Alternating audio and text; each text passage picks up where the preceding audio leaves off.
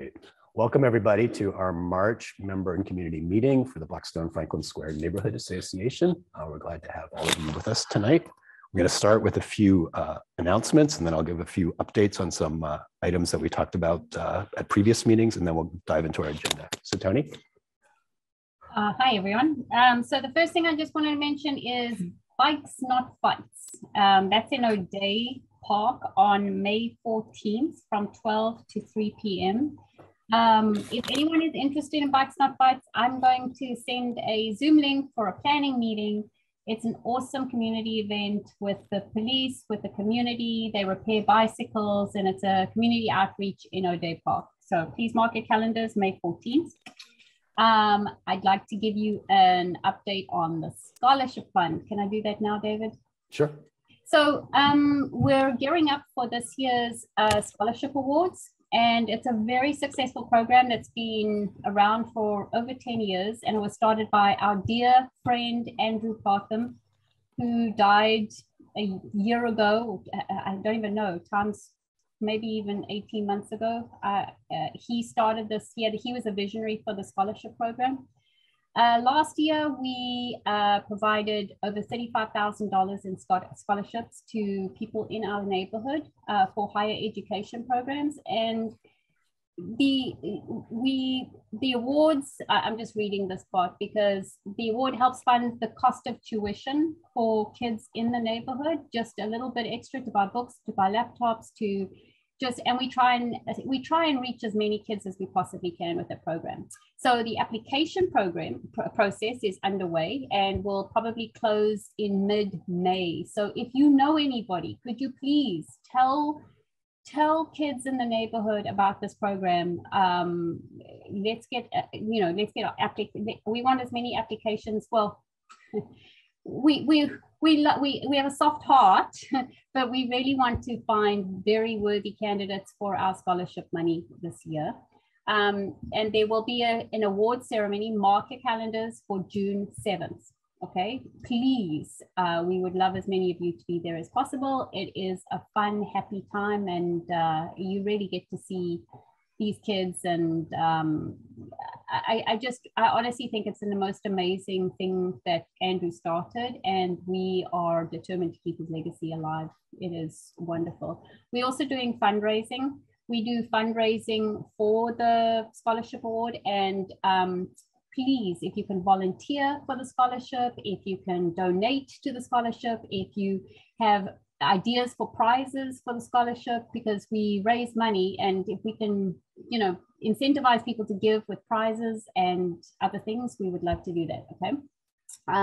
There's a lot on the Blackstone Franklin Neighborhood website, so please go check it out. Our scholarship is very, very important to this neighborhood, to the kids in this neighborhood. So get involved, or find us candidates, or donate, or find good ways of helping us raise money for this event. And the third announcement is that we are doing a membership drive. So we had a membership, we really, there's obviously a lot of movement in this neighborhood, and we would love to get more members, more active participants in the Blackstone Franklin Neighborhood Association. We're going to do another social in April, and we would love to just get as many people involved and activated in our neighborhood. We are community advocates on all fronts, and so if you know anybody, please let them know that we are looking for members, and we are going to we'll probably be hosting something in the park, so it'll be just anybody can walk past and come and sit with us and chat and find out what we do. Thanks, David. You're on mute. Tony, question. Yeah. Jamal, how are you? Good to see you. How are you? Well, it's good to see you. Good to see you. Is the application on the Blackstone website? Yes. So the application is on the website. Please go look for it. Jamal, if you just email us if you can't find it, but we've got a lot of space dedicated to the scholarship fund. Okay. So find your candidates. We would love to do something for people in the neighborhood. Yes. Thank you. Good to see you. Good to see you too. Following up. I actually have a quick question. Sorry. That social you were just talking about, do you know the date or time for that? We have set it on my calendar. No, it's probably going to be a weekend date. We want to attract as many people as we can. Do it during the day. Sorry, Kim. I'll get it to you the moment I know. All right, perfect. Thanks. One other thing along those lines I wanted to mention is that in keeping with our regular calendar, May is when we have our annual elections for the board. And so if anyone has interest in participating in that fashion or just curious to find out more about it, what it might entail, just reach out to us via email or our website or whatever's easiest, Facebook, and we can talk about that. But we will have our member elections in May. So I just wanted to before we get started, spend 2 or 3 minutes just giving people a really quick update on a couple of agenda items that we've previously talked about and just where they're at. And Tony will bring up on the screen, I think, some visuals to help people understand what we're talking about. But 895 Albany Street, that's the project we discussed back in September and November, and it's currently the little brick building that formerly was the home to the Baha'i Center at the corner of Albany Street and East Canton Street. And we heard from a developer who's proposed a 6-story condo complex with some ground floor retail or commercial type space last fall. On balance, we felt like it was a positive thing. Our members voted to support it.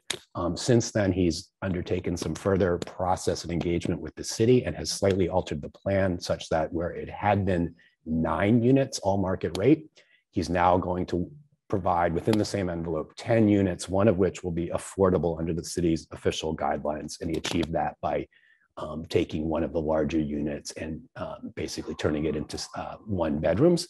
And so that seems to us like a positive change. And I know that that was the affordability issue was something that at least 1 or 2 people touched on during our discussion. And I think Deborah, who was on now, I think was one of them. So this seems like a really positive change. And so that will go before the ZBA. It's expected to go before in April. So just want to let people know about that. The other discussion that has been ongoing with our group for the past year or so has been engagement with the state and the Department of Public Health in particular on the Shattuck Hospital relocation to the former BMC facility that you see just a corner of here that's on Albany and East Newton Street. And so we've had 4 meetings over the past year with representatives of the states, their designers, the construction people, and construction's, as you can, this is from November, the construction's now considerably more advanced. But one of the biggest, but I should say the biggest issue that has come up for the abutters, and by them I mean the people largely on East Brookline Street on the odd side, whose houses you see the rear of right there, is that the state is proposing to create a 10-space parking area where one has never existed before in this green space that Tony is highlighting, which has now been demolished, plus the area in front of it that leads out to Albany Street. And this has been of grave concern to the people who live on the odd side of East Brookline Street and others, and in particular, those you can see in the picture, the rears of their units, one of whom, Marie, I think is on this call. We've had extensive discussions with the state over this. We thought we had made some progress. They represented to us that they were prepared to move at least half the spaces, half the 10 van spaces out onto East Newton Street to specially signed parking that would be out there. That was not a perfect solution for the abutters, but it certainly was forward progress and preferable. And we learned in February, 2 months ago, a month and a half ago, that no, they were notwithstanding that they had given us to understand that that was what they would do and it was a possibility, that they're now gone back and said that they're not going to do that and all 10 spaces have to be in the alley, and that's not acceptable to us or to the abutters. So our state representative, John Santiago, several of our, I should say, councilors Flynn and Murphy, and I believe, councilors Flynn and Baker, and I believe Councilor Murphy, maybe your staffer was there, and a staffer for. I was on it. Yep. Oh, you were on it. Great. Sorry, Yeah, sorry to shortchange you. So no worries. Yeah. Yeah. So, and I believe also a staffer for Senator Collins, who's our incoming state senator, all took it up with DPH, with DCAM, et cetera, and maybe you can speak to it. But it's. Do you want to speak to what? Just briefly, or do you want to? Sure. I mean, there was the concerns that we were getting in our office were specific about the parking back there. And I think, and we already have a follow-up meeting coming. I think from that meeting, it was productive in the sense that they know that it's not acceptable and that we're expecting them to, you know, not just kind of rubber stamp it and expect us to be okay with that. And so we will be continuing pressing forward to make sure that, you know, the parking spaces, they were talking about how they're blocked to get into the rear of their houses in that one particular spot. But Right. I think it was a productive meeting. I was, you know, happy to see that all of the different stakeholders showed up to the meeting. That's usually, you know, the first step to see, will they show up? And they were there, and looking forward to like continuing to hear from the residents also. So I'm hoping from this meeting tonight also that if there's anything more specific that I can be helping advocate for, please let me know at this meeting. Great. Okay. Maybe we could pick that conversation up a little bit during your point in the agenda Sure. if people want. But I will stress also that we have a whole nother channel of meetings that are dealing strictly with, separate and apart from these regular member meetings, strictly with these abutter issues. And our next one will be coming up on in early April. So we will be notifying people about that. So the bottom line there, though, is that where it sits now is not acceptable to us. It's not acceptable to the abutters, but at least we have our elected officials, including Councilor Murphy and John Santiago and others advocating for us. And that's probably our most likely pathway to getting to a better solution. So I'll just leave that there. So with that, I think I will we'll go to our first agenda item, which is that Matt Scheller, who is with the developer Leggett McCall, that has developed the Smith, which is the large 11-story residential rental complex on East Canton and East Dedham Street between Harrison and Albany. And as people know, people may or may not know, the plan has always been for 2 towers there. The first was completed a year or 2 ago, and now they're beginning construction on the second. So I'll turn it over to Matt to tell us what the plans are. Well, thank you all for having me here. So just want to quickly run through what we have for phase 2 here. Back in 2014, this whole area here was purchased from Boston Medical Center. Then the permitting process started. Our first phase, the building called the Smith, started construction in early 2018 and was completed in 2020 in August. That construction entailed the 300 units, 11-story, 300-unit building here. It also entailed a 400-unit parking garage below the site. So our second phase, building 2 here, we're at 303 units, 273 market and 30 affordable units. It's 11 stories. We have a fitness center on the first floor, business center on the second floor. We have some retail spaces on the first floor. This is set up for a restaurant here. This is set up for a store here. So hopefully when this building's finished, we can get some retail tenants right along this street here.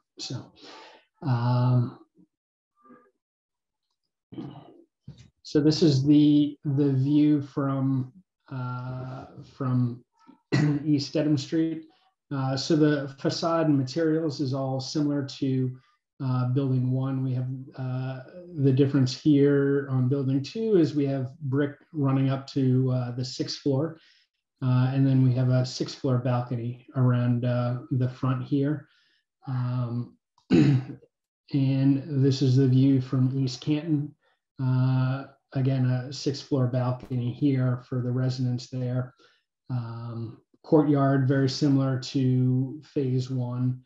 And during the once this building is up, we'll redo that pedestrian green between the buildings. and get that into its final form. So.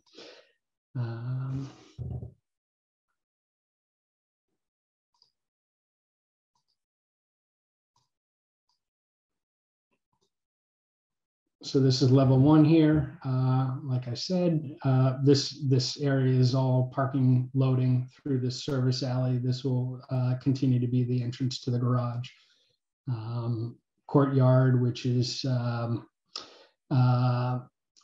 the gym, spills out into the courtyard. So kind of activates the courtyard with the fitness equipment and gym classes. And this is an image of the lobby. Coming in, we have a stair in the lobby running up to the second floor business center. We pulled back the floor on the courtyard side to get some additional light into the building, kind of open it up.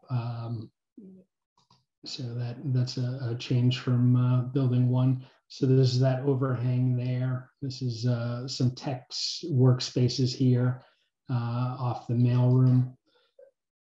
This is the business center here. So we have a couple spaces here. We just reworked this area to allow for additional workspaces, seeing that a lot of people are still working from home. So try to get some more spaces in there. And this is an image of that. So we have some workspaces looking over into the courtyard.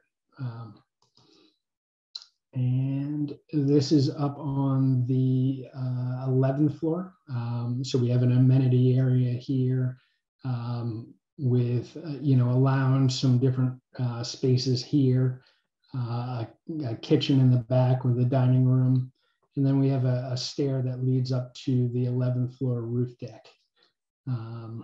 And this is the image from the other way, looking towards the city. And that's the 11th floor roof deck here. So this is the amenity space in here. We have a sunroom here with a little kitchen. And then we added a rooftop deck here up top. And we have a little movie screen over here, which should be nice. So.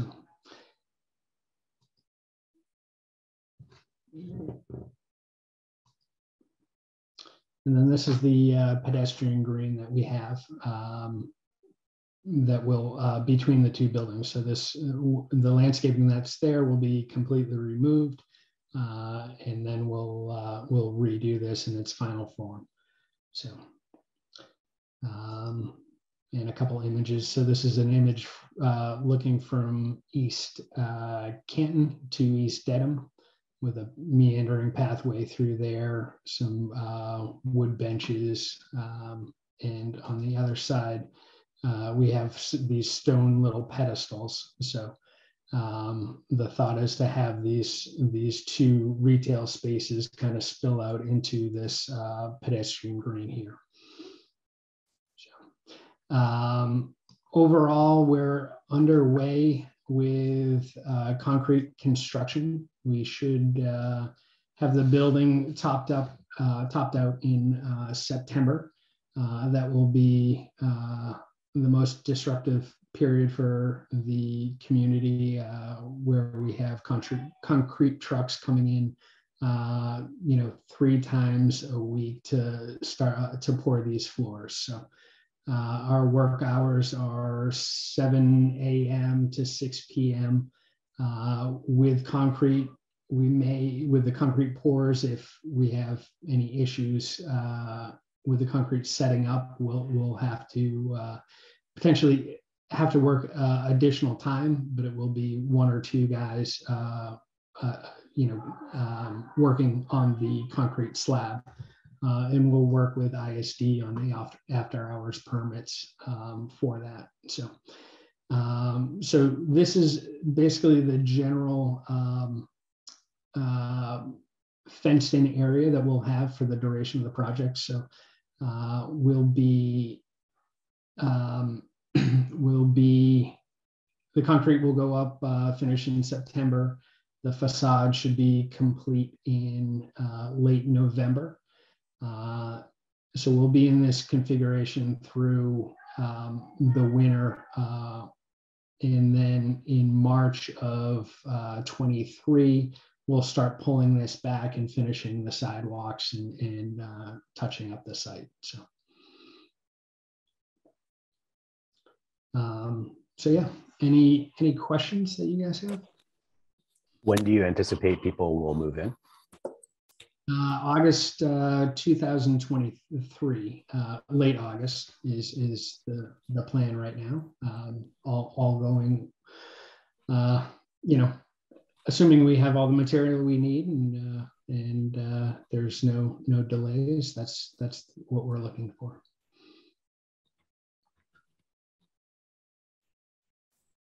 Deborah, you have your hand up. Go ahead. Yeah, I do. I have two questions.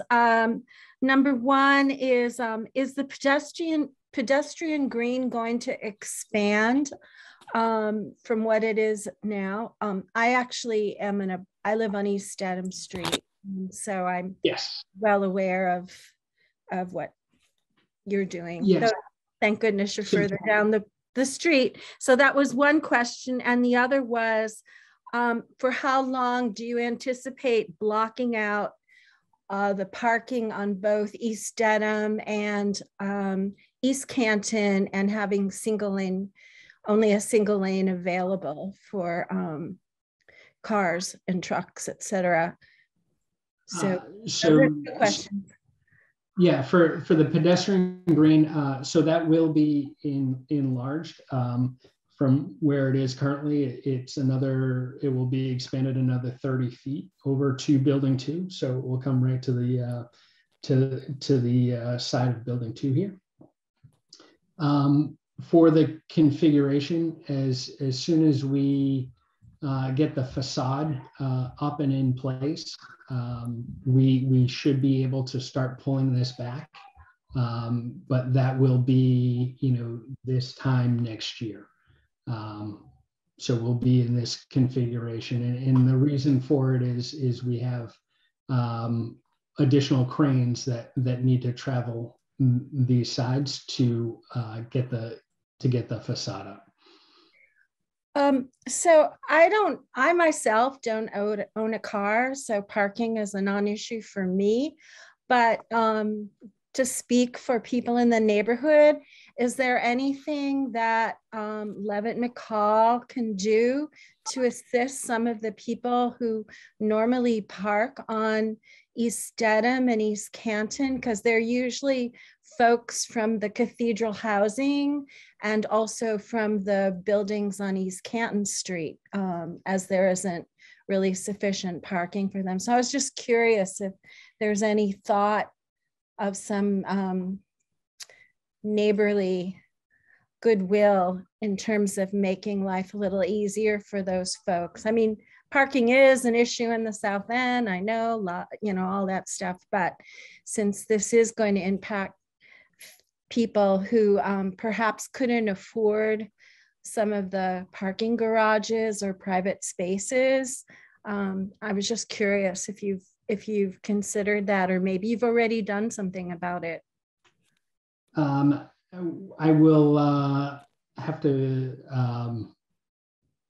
It hasn't been considered at this moment, but it's something that we could take up with the ownership. Yeah, I think it would be a very neighborly thing to do. Plus, I'm pretty sure that a lot of the residents of your occupied building, they don't all use your garage either. So anyway, I have no vested interest in this personally, but I just thought if I did, I know I'd be grateful. So that's good if you could think about that. So thank you.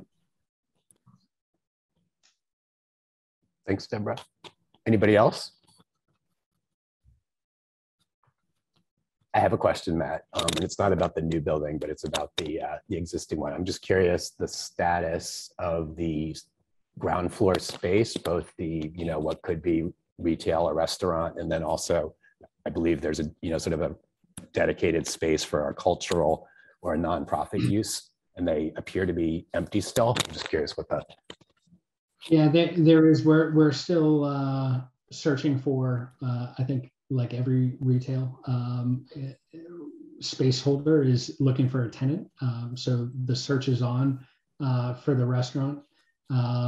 Right now, we have the RFP in for the cultural center with the BPDA and haven't gotten that back as of yet. So that is still in the works to find a tenant for that space. Where we are redoing that entire courtyard, it makes sense to have someone occupy that space after the construction of building 2. But can you just explain the RFP process a little bit? I'm only asking because it could be such a positive for the neighborhood, and I'm just trying to understand kind of how the process works, just really briefly, so that we can better understand it. Yeah, so there we developed just kind of a outline of what the space has, and what we're looking for. We submitted that to the BPDA, and we just need to get their input and comments on it. And then we'll work with them to find a suitable tenant for that. Oh, okay, so they're kind of your partner in finding a tenant. Yeah. Okay, thank you. Anyone else? Thank you, Matt. Yeah, no problem. Thanks, Matt. So Councilor Murphy, you're next on the agenda. And I don't know if you want to pick up the discussion that you started briefly around the Shattuck, or just dive into whatever you'd like to do and introduce yourself and some of your priorities and policies.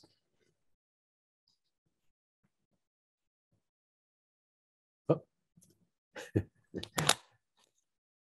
Did we temporarily lose Councilor Murphy? I think she might have stepped away. One more minute.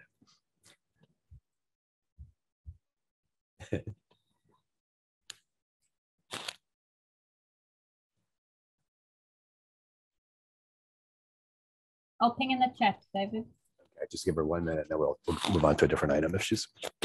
Sorry. Oh, okay. Here I am. My dog needed me, and I was like, wait. I have 2 That dogs. was the quickest development update. That was great. Sorry. Here I am. Thank you so much, everyone. So for those of you who don't know me, I'm Erin Murphy. I did meet you, Tony, over the summer. We did a walkthrough, so it's great to see you again in our box here. But great to see you too. Congratulations, yeah. Well deserved. Thank you. Thank you. So I live here in Dorchester, born and raised here, raised my kids here. I have young adults now. I was a school teacher in Boston for over 20 years, and I am now your at-large city councilor. I'm in my 4th month and just really getting around to all the neighborhoods and visiting all the different departments in the city, which has been wonderful. It's a learning curve, right? But just visiting the different departments and finding out how I can be supportive of them and how I can make sure that all those departments are really working for everybody, in the city. That's one of the reasons I ran for office. Is we're such a rich city, but all of those resources don't always get to all of our neighbors into our neighborhoods, to the people that need them.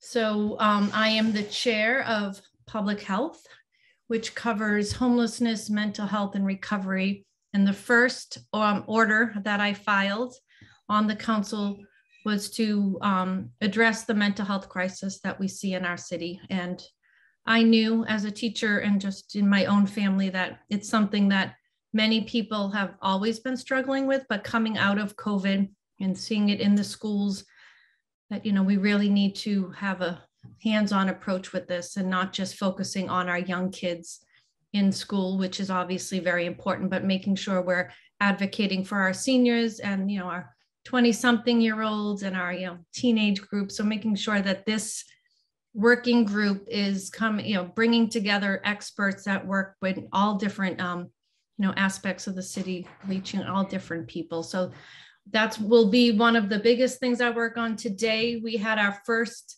meeting. I am the proud member of the new Commission to End Family Homelessness, which is something obviously is very important to make sure that our children and families are housed across the city.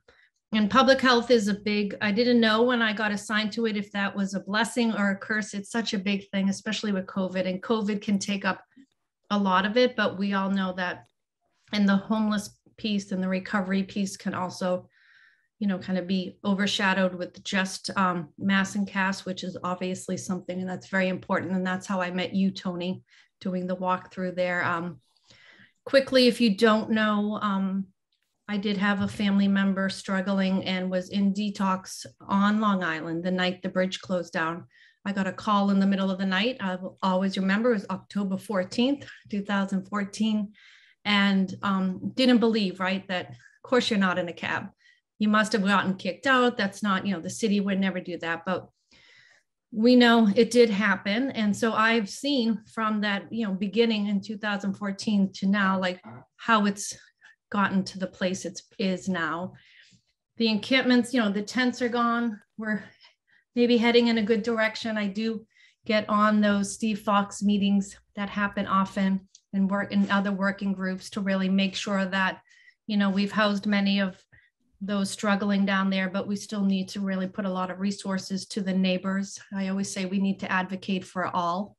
I've been a strong advocate with the Gavin Foundation and recovery services and mental health. So obviously empathetic and care about that population, but also have always seen it like holistically also in the sense that, you know, there's store owners, there's neighbors, there's families, there's schools and businesses. So coming up with solutions that we have to really roll up our sleeves and work together.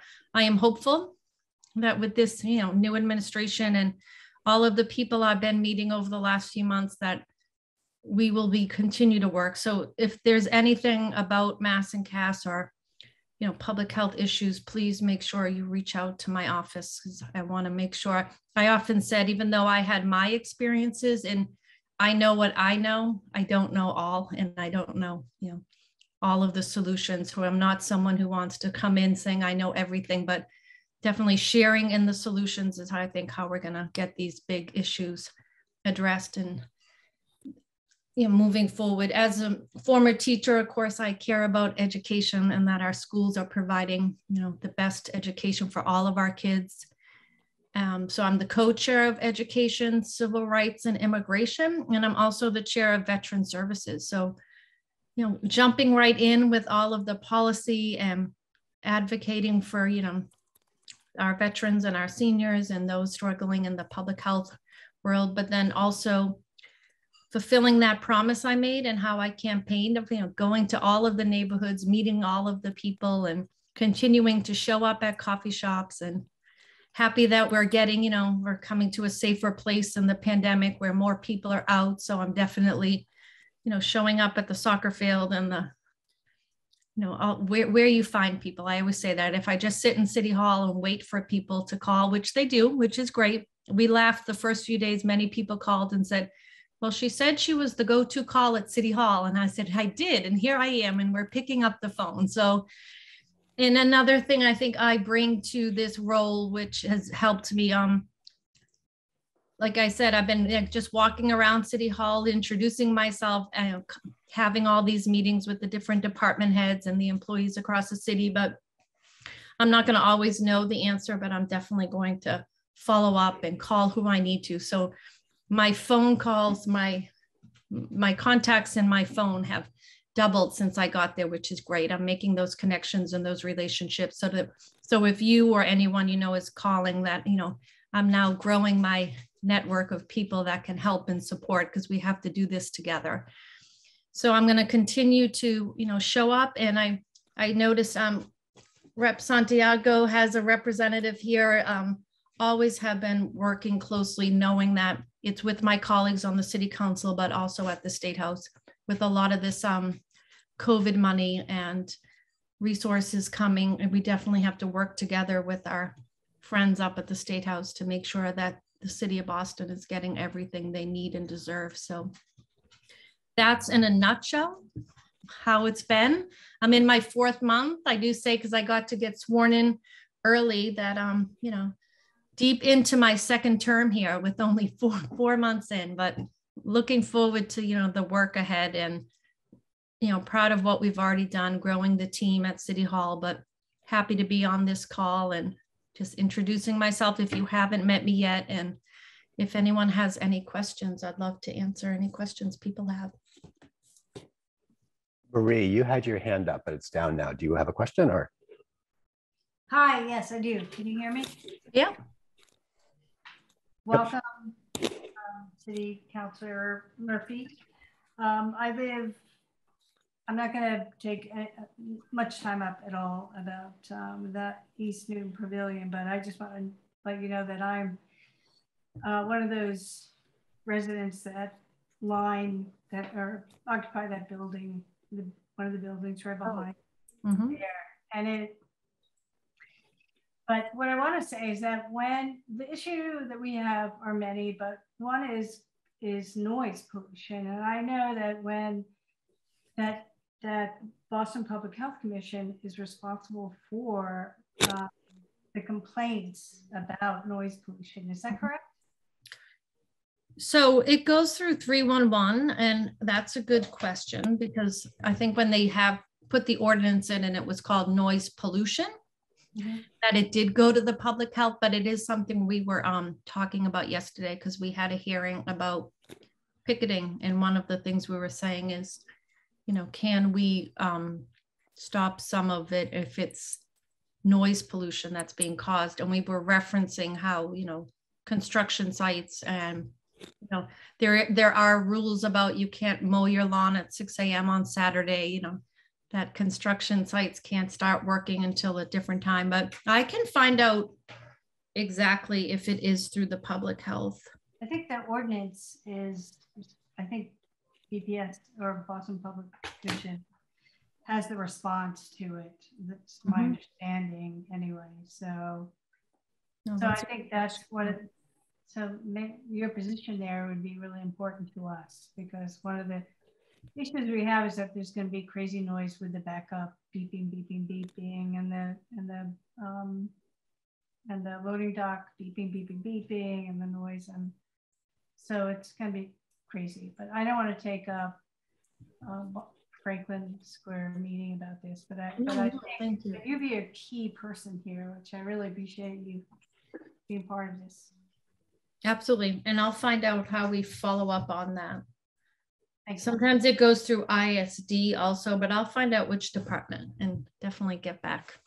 Thank you. Of course, yeah. Anyone else?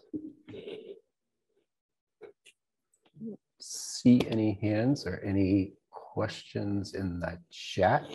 So I'll just say before we move on, Councilor, that we all really appreciate your involvement, the involvement of your staff in the issue regarding the Shattuck and some of the other issues here. It's definitely appreciated and definitely noticed. So thank you for that. Thank you for coming today.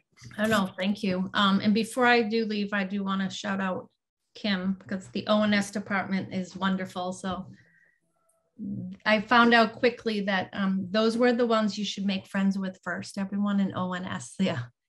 So it's wonderful, yeah. No, we love Kim. You. We love Kim. Our South End liaison. We love her. So yes, we make friends with the first two, City Councilor Murphy. When I first started in December, we went right into tree lightings, which was just fun with hot cocoa when everyone's happy. And then I quickly realized a week later when I was on like a development hearing in Salty with Haley, I was like, oh, their job is really hard. They cover a lot. It's not just the fun event. So thank you, Kim, for all you do. And if there's anything you need, I put my information in the chat, but thank you all. Thank you, Erin. Thank you, Kim. It was a great shout out. Thanks. So our next agenda item is a parks update from Heather, our board member, who's also our parks liaison, and she's had something else she's doing tonight, and she's going to be joining us, but we're actually 1 or 2 minutes ahead of schedule. So she's on. Is she on? I'm on, David. Oh, cool. Sorry. Go ahead. So take it away, Heather. I didn't see you. Hi, I look like I'm in the dark because I'm in the car. at soccer practice. Okay. And I'm sharing your update. I'm sharing your screen, Heather. Hi, everybody. I'm Heather. I've been working on. Thank you. You can hear me, right? Now you're Better now. in Better and now, out. yes. Maybe if you turn off your video. I did. Any better? Yes. Any better? Yes. Okay, good. All right, so you won't be able to see me. Good evening. I have been working on a project we all have to try to get some trees planted. First, we were focusing on Franklin Square because the 3 trees that went down due to Dutch elm disease in the past, 2 years ago, was very sad for this group and the community. Those were 200-year-old trees, everybody? Yeah. Close to that. And unfortunately, the Dutch elm disease gets into the root systems of these trees, and it's possible that more will have to come down in future years in Franklin. So we started to work with the city to see if we could plant more trees. Of course, we're not going to be able to replace trees of that size and magnitude and age, but we got to start somewhere. So on the document, is it up now? Thank you, Tony. We just want to show you what's been approved by the city just this past week ago, where we'll be, I wanted to make sure everyone saw on a map where the likely locations for these trees will be. The 3 trees are the green dots or green circles in Franklin. We tried to get them somewhat close to where the other trees were taken down, but of course there's large root systems that are still underneath the ground, so we can't put them in exactly the same place. But hopefully we will be putting in an assortment of red maple, the swamp white oaks, and black tupelos.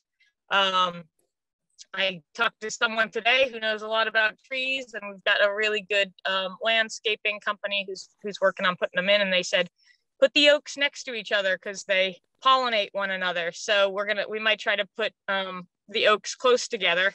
And so on the Franklin side, those trees will be somewhat closer to the park benches, whereas on the Blackstone side, the trees will be closer to the Washington Street side, where right now there are no trees. There is a flagpole, if you all remember, but there are no trees there. So thought that would be a good spot to allow for some shade. That has been, I believe, a human quadrant, or we attempted to make it a human quadrant for human activities and sunbathing and that sort of thing for the past couple of summers. So I think that'll be a good spot for those trees. But I'll just to prepare everyone, I think the trees will only be about 15 to 18 feet tall when they get planted. So still small guys until they grow. We have a watering plan, and we hope to have them in by end of April I think at the latest, maybe early May.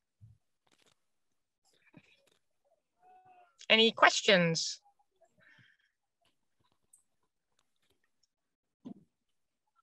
Heather, I just have a question. So the combination of trees, is there any special significance to the variety of trees that they've picked?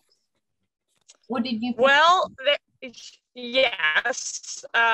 So we didn't want to go with elms for fear of the beetles and disease taking over those trees.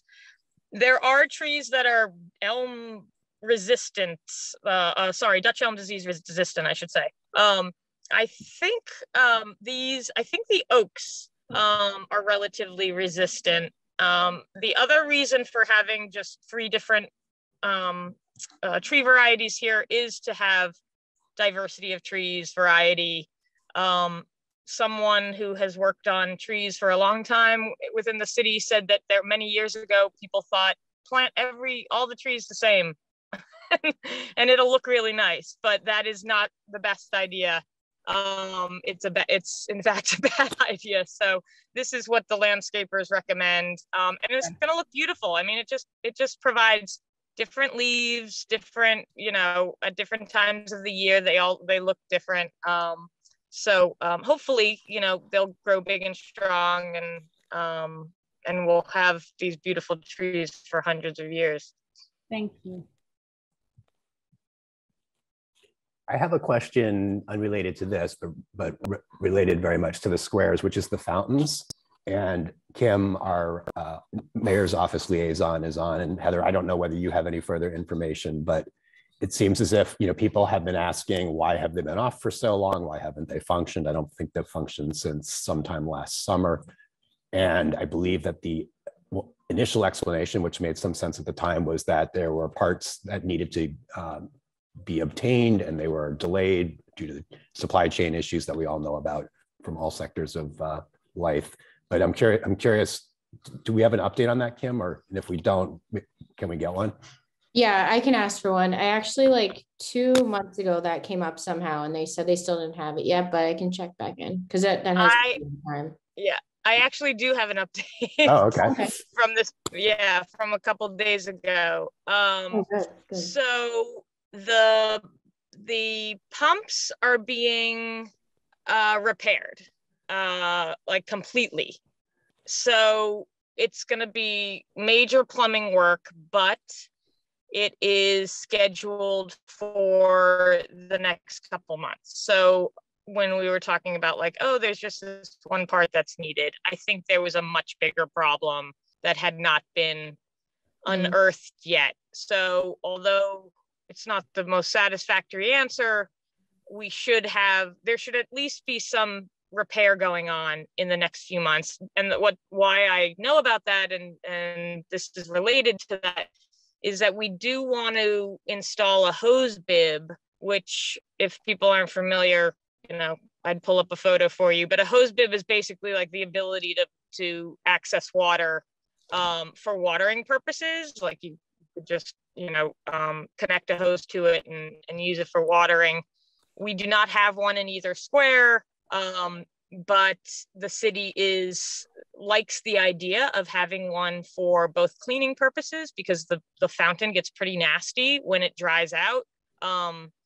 And there's times that it has dried out, and just it's a way to clean it in case there are problems with the fountains in the future.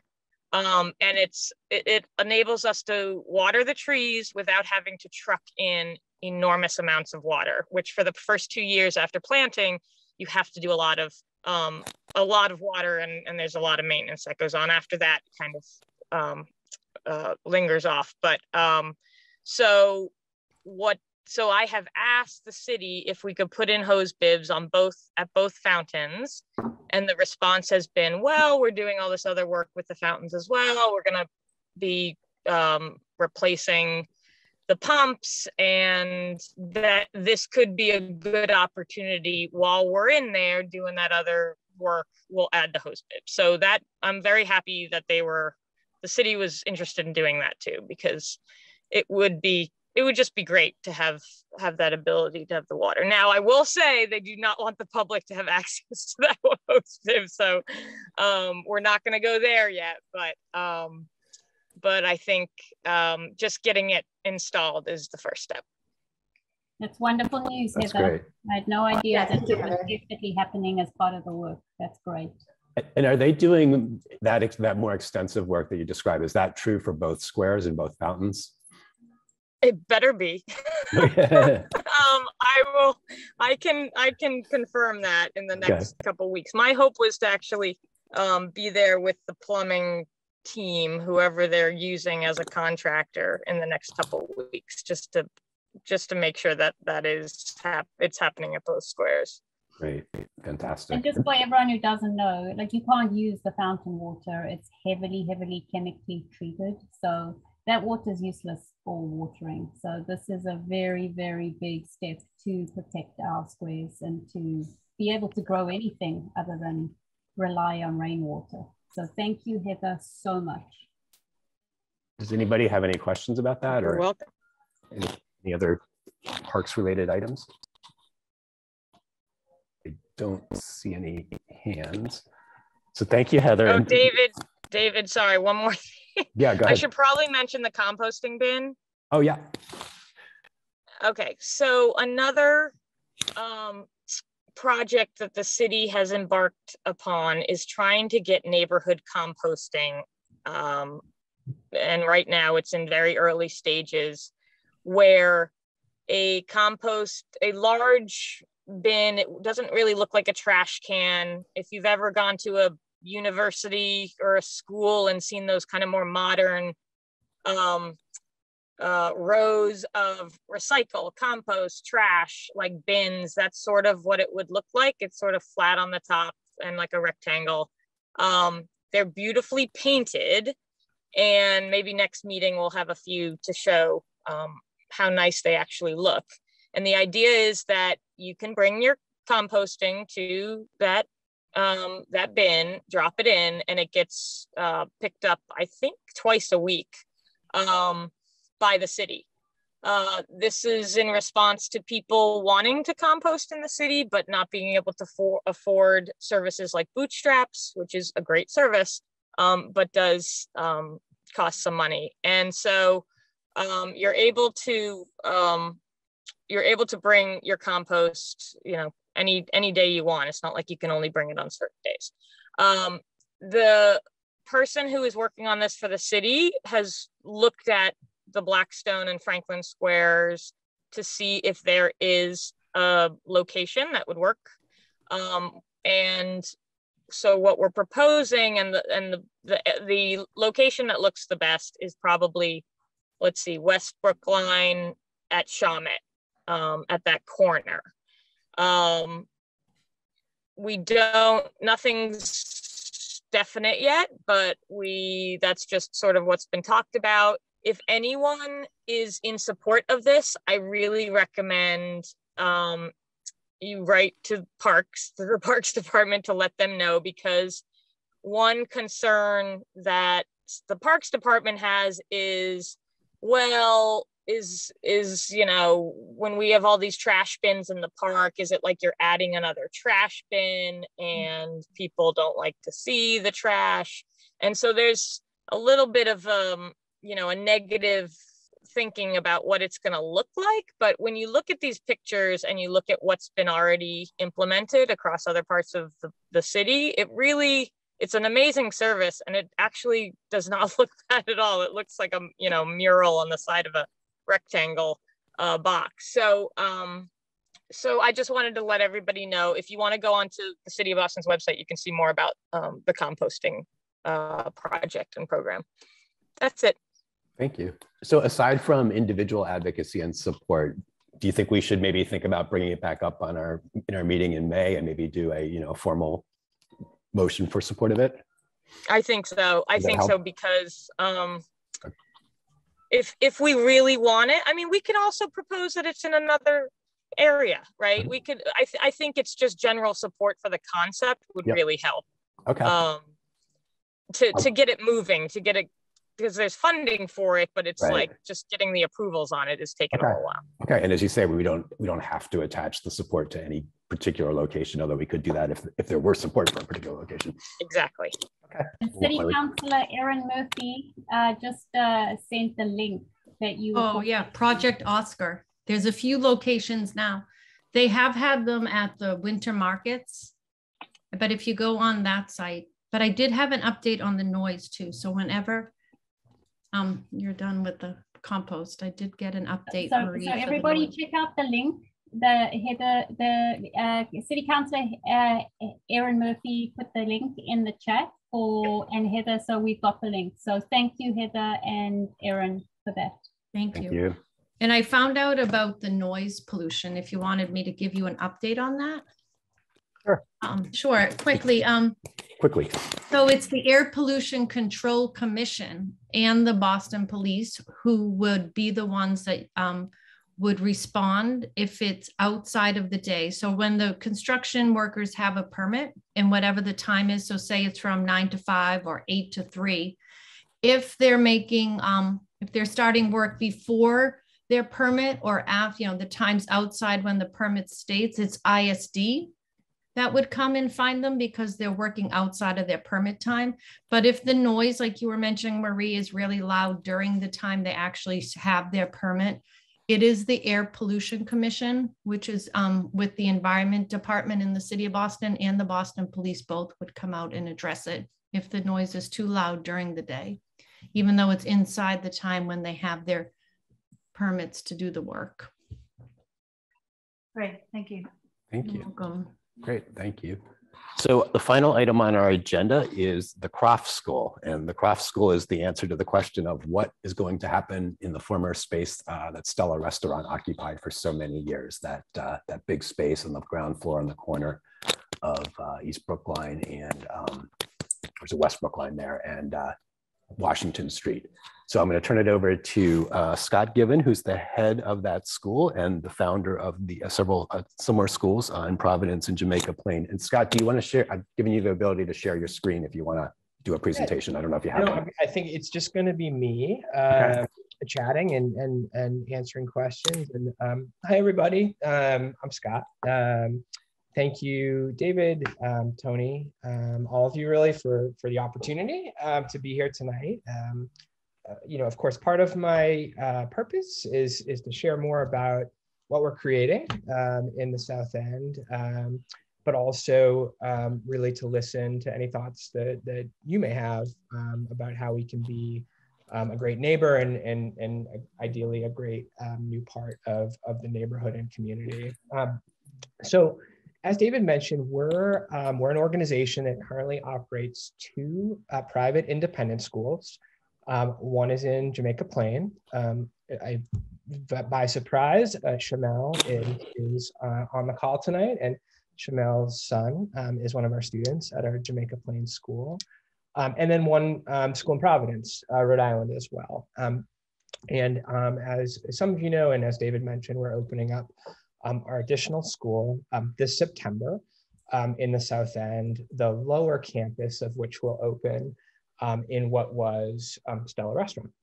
So I don't want to bore you with the background of me and relatedly like our organization, but I do think some of that is relevant to the ethos of what we're creating. So let me just share a bit of it, and then I'll really get to kind of what the school is all about.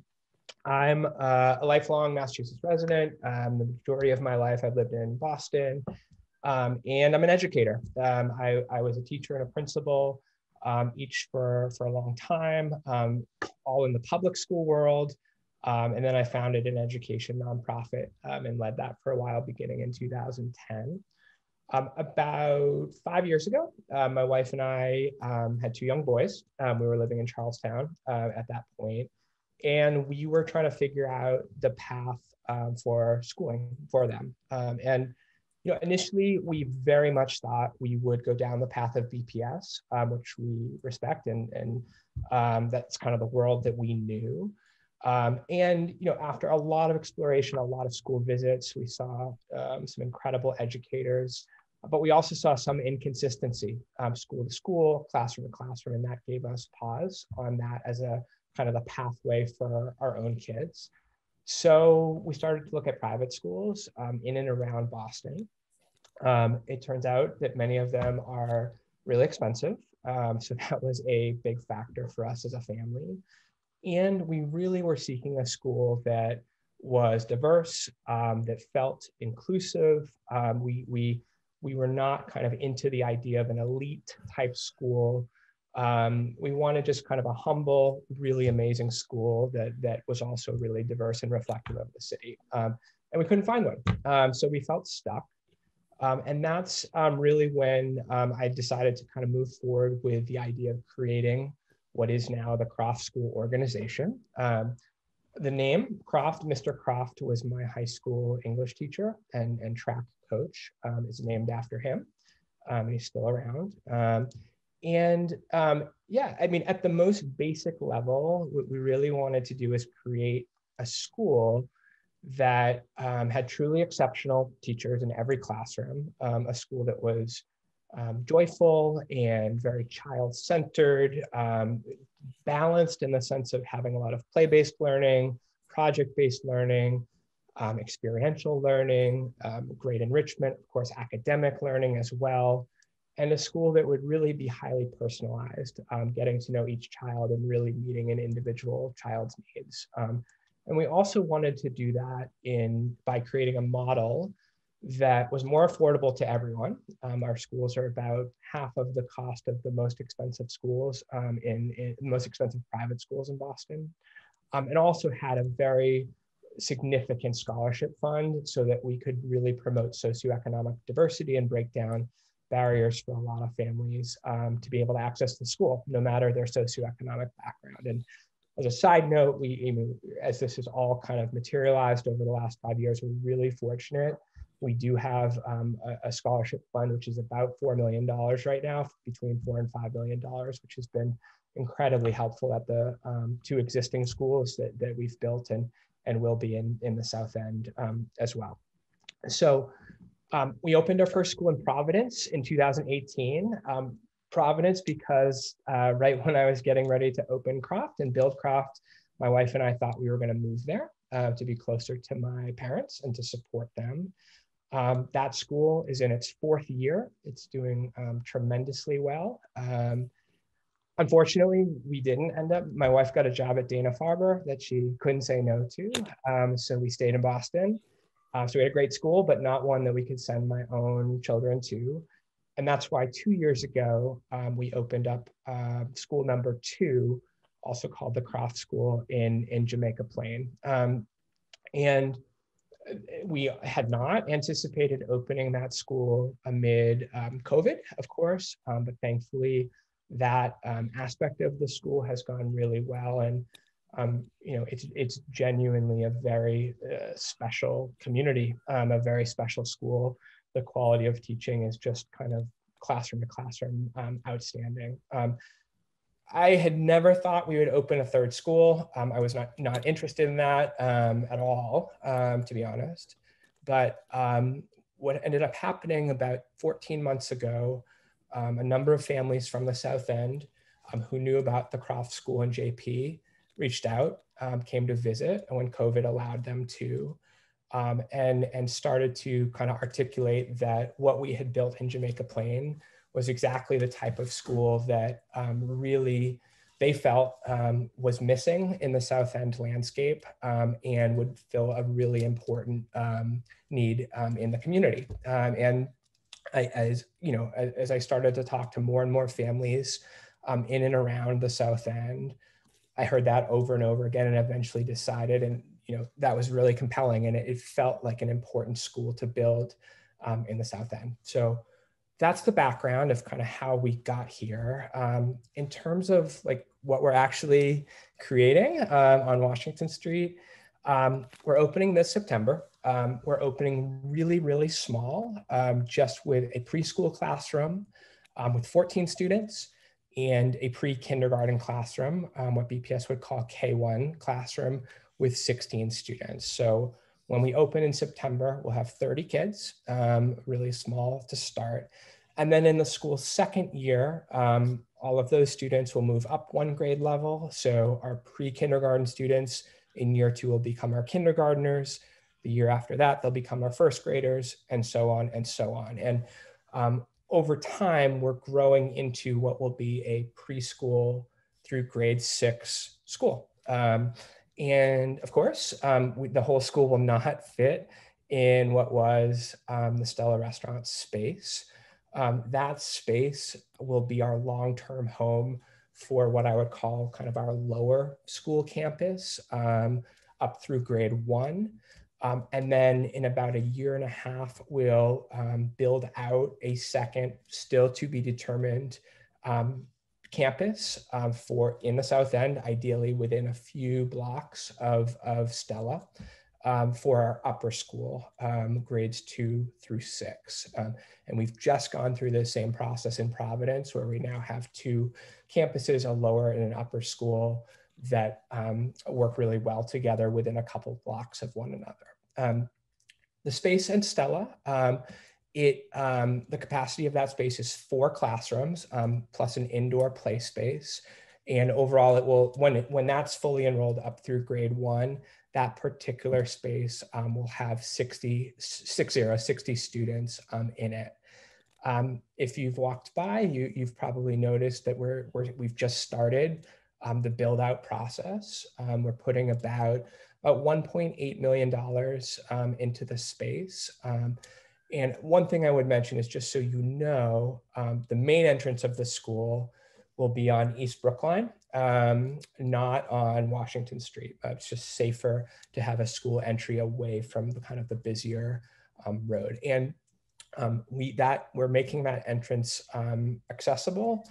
We did, just so you know, our architect and I went through the South End Landmark District Commission to get approval to change what was a non-historic door and move forward with that new entryway.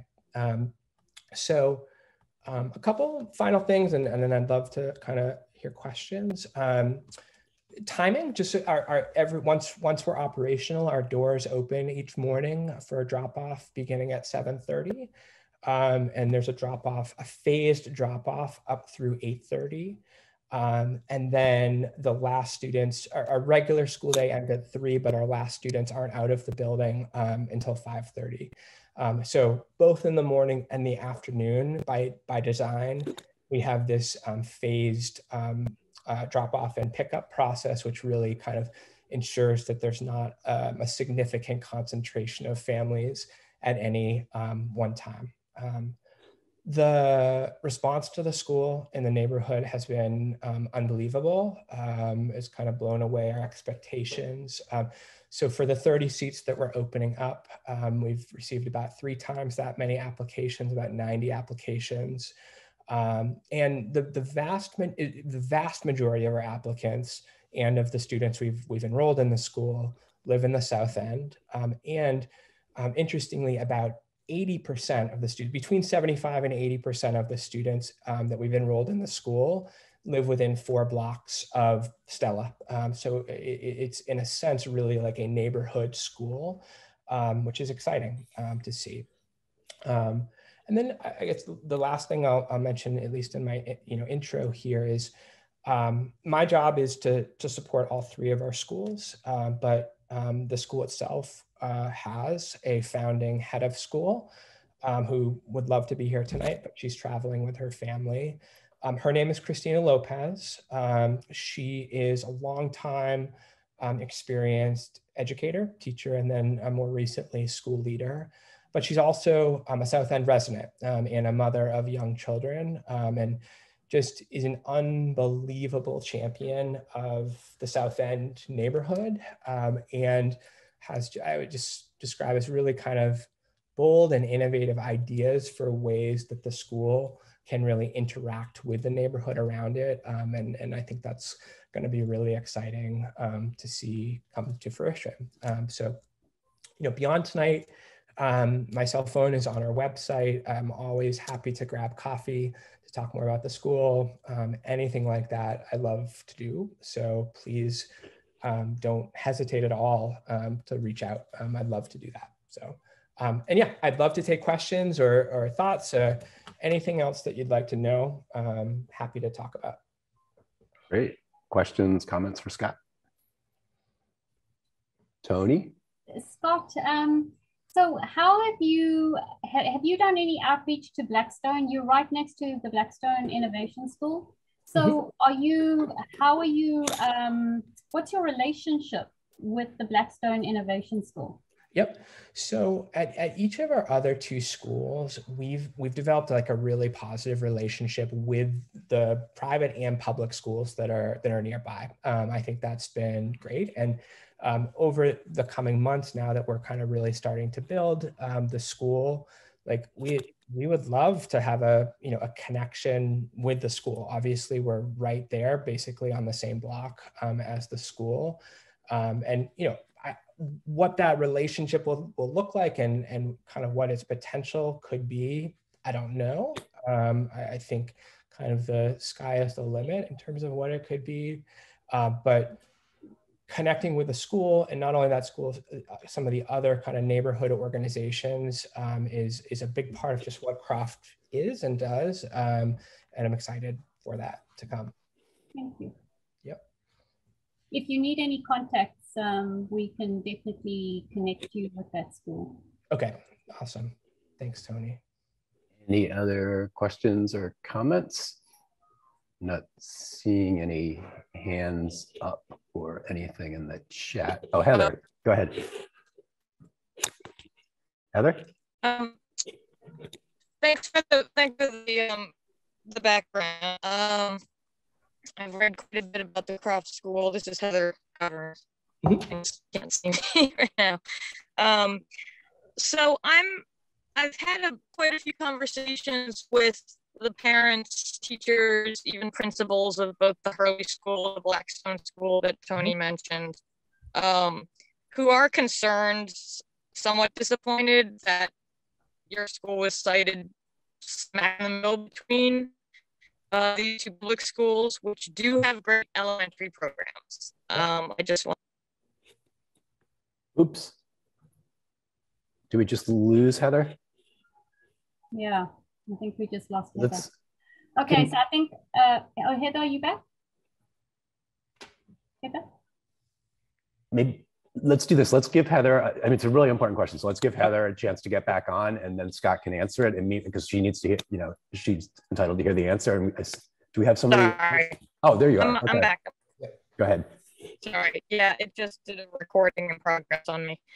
So anyway, I just wanted to, the real question that I get from the parents who I've talked to who are very concerned, teachers, the principals, is that, you know, how does Croft actually balance out any inequity that is being promoted here? Because there are, the location is 30 feet from Cathedral Housing. You're 2 blocks from Villa Victoria. You know, great to hear you say you've got scholarships, but, you know, honestly, there needs to be, there's so much culture in this neighborhood. Yeah, so I definitely, and I think that. Sorry, it keeps doing that on me. I'm sorry. So yeah, that's just my question. I think you know, they say, I've heard things like the JP school has a climbing wall, right? And is it accessible by anyone other than the students? You know, so is there a way to make anything you're building to make it accessible to those, you know, you talk about you want to have a relationship, you know, heck, that playground right behind you that you guys might use, or the playground across from Foodies that you might use for your preschool kids, it all needs a lot of money and funding. So it would be great if you guys could support that. Yeah, so I think about that in, I totally appreciate the question. And you know, as I mentioned, like kind of the private school world is new to me, for sure. And kind of my life has been up until this point kind of in public schools and kind of working to advance public schools and equity as much as I could. And there was no way, people who know me well would know this, like there's no way kind of I would be interested in the idea of Croft and a private school, even if kind of we couldn't support equity in across both of our schools in Providence and in Jamaica Plain. Just so everybody knows, approximately 50% of our students would identify themselves, or their families would identify them as a child of color. And about 65% of our students receive some level of financial support. So that's everywhere from a full scholarship to a more limited scholarship. So, you know, there's kind of like, what can we do within the walls of our school to ensure that the families in the South End who have access to the school are not just families that can afford kind of our full tuition. And I think we've lived that spirit the last 4 years and will continue to. I think the second great, you know, part of your question is, when we think about this as an ecosystem of schools of which Croft is a part, how can we play a role in using our resources, our dollars, our educators, our people, our community, to benefit families, kids, community members beyond the walls of our school. And we have neighborhood organizations that come into our JP school and use our commons area on the weekends, free. We had a church group that was in our Providence school for the first 2 years, free. So that kind of, what if we're going to make, whatever investments we're going to make, of course we're going to, focus on the school, but I think there's going to be kind of additional benefits beyond the specific constituents of the school. And I think it's really a helpful push, like, to hear that, Heather, that matters. And it matters to this association, it matters to the educators who are at those two schools and the families there, the leaders there. And I think it kind of lights a little bit of a fire under me to kind of advance those conversations and relationships to figure out what we can do. So I appreciate that. Thanks.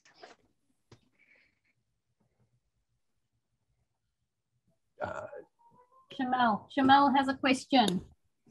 Hey, Shamel. Yeah, I just had let me turn my camera on, actually, sorry. I just had a comment, actually, like Scott mentioned. My son attends the JP school, so really odd coincidence, and great to see you on the call. You mean you didn't plan this, Shamel? No, not at all, not at all. We haven't seen Shamel for like 2 years, so this is amazing. I thought that you came together for this reason. Well, I'm usually on the Zoom call. I just usually have my camera off because Xander. And Xander's the preschooler that attends the Croft at JP.